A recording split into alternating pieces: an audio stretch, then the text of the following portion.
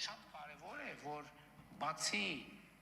պայմանավորվող կողմերից լինեն նաև պայմանավորվածության երաշխավոր կամ երաշխավորներ։ Հակառակ դեպքում, օրինակ, տեսեք, մենք անընդհատ ասում ենք խաղաղության պայմանագիր։ Եթե երաշխավորներ միջազգային, ընդ որում այդ երաշխավորները պետք է լինեն կարող ուժեր, չլինեն, շատ տեսականում եւ գործնականում հնարավոր է խաղաղության պայմանագիր ստորագրել եւ դրանից, ասենք, 12 ժամ հետո պատերազմ կարող է սկսվել։ Եվ սա ամենևին էլ չափազանցություն չի։ Ցեն տալիս, որ Հուսամ ձայնը ճանաչեցիք, ես շատ պարզ հարց ունեմ, իրականում ես ուզում եմ հասկանալ, սա ձեր հարցազրույցներից մեկից էր հատված, ուզում եմ հասկանալ, այս հարցում եք տեսակետ փոխել, ավելի պարզ, ուզում եմ հասկանալ, երբ որ այս հարցազրույցն էիք տալիս, այդ ժամանակ էիք ստում, երբ ասում էիք, որ առանց երաշխավորների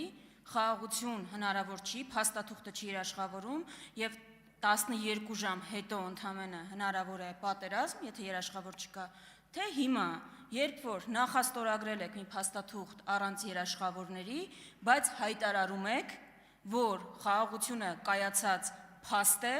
դեռ հայտարարում եք, որ տարիների համար ու քիչ առաջ էլ հայտարարեցիք, որ ոչ միայն Հայաստանում, մի հատ էլ Հայաստանի շուրջ, այն էլ այս աշխարհաքաղաքական պայմաններում։ Հարցին կպատասխանի Հայաստանի Հանրապետության վարչապետը։ Երեք երեկոյան փոդքաստ էի լսում, ձեզ էլ եմ խորհուրդ տալիս ընդհանրապես քննելուց առաջ տարբեր գիտական եւ կրթական թեմաներով պոդքասթներ եմ լսում եւ դա այդ թվում նրա մասին էր, թե չնայած Էյնշտեյնի հարաբերականության տեսությունը շատ ֆունդամենտալ նշանակություն ուներ աշխարհի եւ տիեզերքի ճանաչման համար, բայց ինչպիսի ֆունդամենտալ հարցերում ինքը սխալ դուրս եկավ։ Շատ ֆունդամենտալ հարցերում, որովհետեւ օրինակ Էյնշտեյնի հարաբերականության տեսությունը հիմնվում էր տիեզերքի ստատիկ լինելու տեսության վրա։ Եվ 50 տարի մոտավորապես պահանջվեց, որպեսզի տեսությունը այդ մասով հերկվի։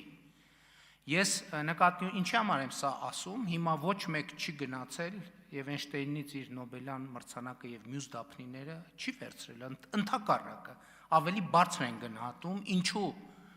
որովհետեւ իմացությունը ճանապարհ է։ Նա ով չի փոխվում, մի հատպիսի ասացված կա, տգետա նա ով չի փոխվում։ Եթե աշխարհի ճանաչման հիման, աշխարհի եւ միջազգային հարաբերությունների վերաբերյալ մեր պատկերացումները մնային այնպիսին, ինչպիսին են 2018 կամ 19 կամ 20 թվականին, ընդ որում ինստիտուցիոնալ, ոչ թե մեր, այլ ինստիտուցիոնալ Հայաստանի Հանրապետություն։ Այսօր Հայաստանի Հանրապետություն չէր կարող լինել։ Ես էլ եմ ասում,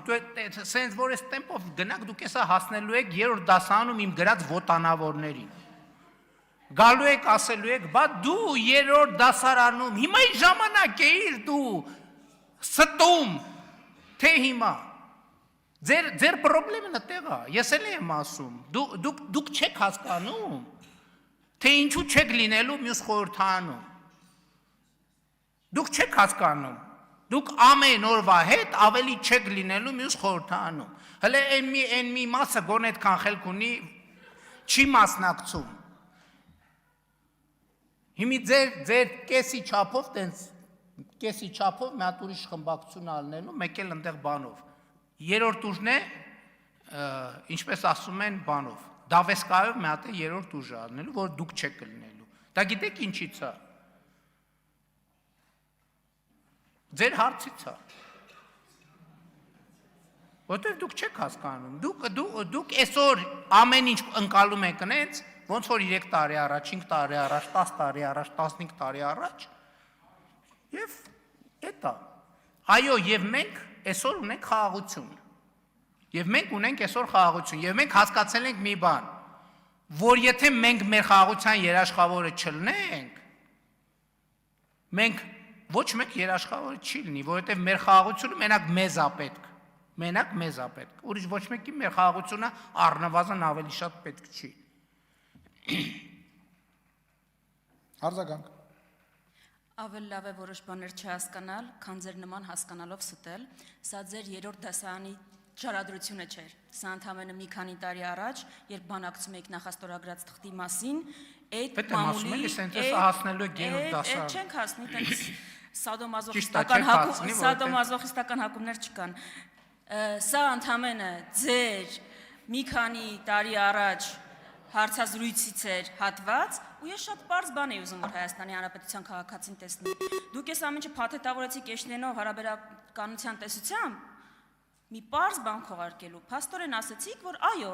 անկյունակարային հարցի շուրջ տեսակետ եք փոխել։ Հիմա 180 աստիճան հակառակ բանն եք ասում։ Ես Հայաստանի Հանրապետության քաղաքացուն մի պարզ ուղերձ ունեմ։ Հայաստանի Հանրապետության քաղաքացին ոչնչով ապահովագրված չի,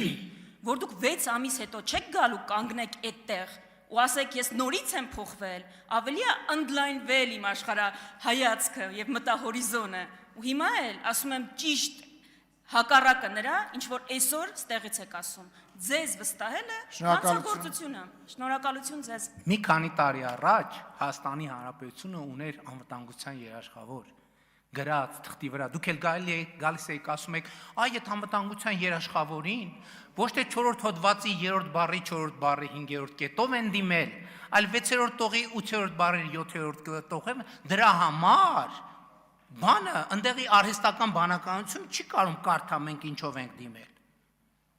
Մենք հրաժարվեցինք այդ անվտանգության երաշխավորից եւ դառնանք պետություն։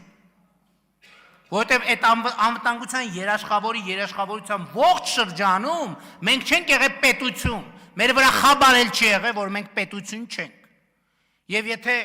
գիտեք ինչ, փոխվող աշխարհում նա ով չի փոխվում,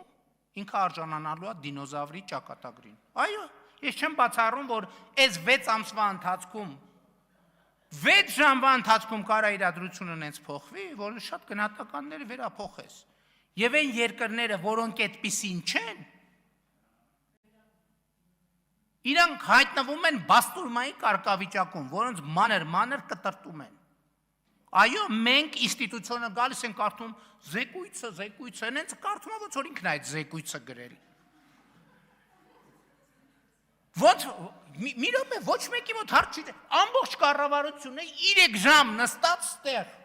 3 ժամն ով է այս ընթացքում այս երկրի անվտանգությունը ապահովում։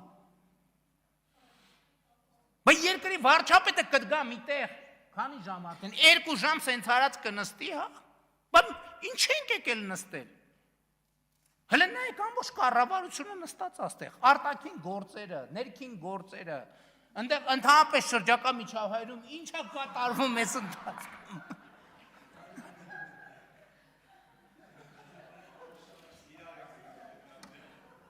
Լսեք, դուք երրորդ դասարանում եք, կներեք 1000 ներողություն։